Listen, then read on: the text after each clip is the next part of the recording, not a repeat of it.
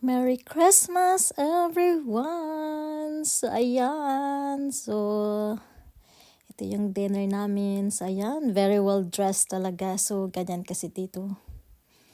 Nasanay na rin akong mag-dress pag mga ganitong mga occasion, guys. So, ayan. So, at nakibagay din si Mr. sa akin ng necktie na maroon. So, but, this looks nice on him. Very handsome.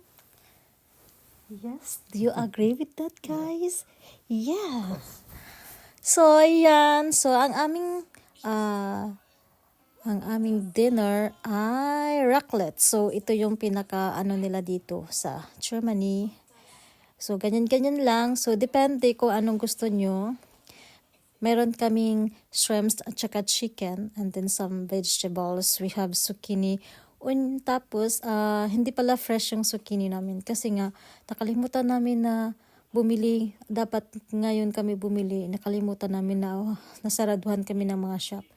So, ayan. So, buti na lang may frozen kami sa sa fridge. Kaya yan ang ginamit namin. So, dinipress na lang namin. And then, meron kaming tomatoes, paprika, and we have some asparagus.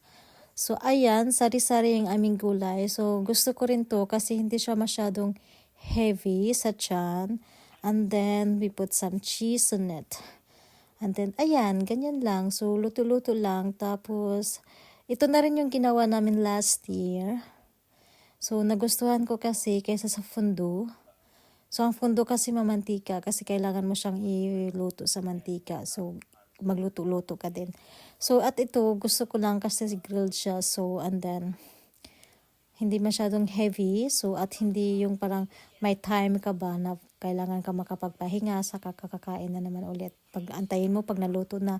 Kasi after this, guys, we will put in the mura siyang parang may pan siyang maliit. And then, lagay namin itong lahat pag napuluto na siya. Tapos, lagay namin yung cheese on the top. And then, iput namin siya dun sa ilalim nito.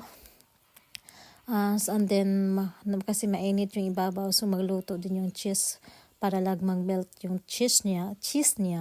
So, ayan. So, kaya antayin namin. So, ayan. So, thank you for watching, guys. And Merry Christmas, everyone! Spread the love. Ciao!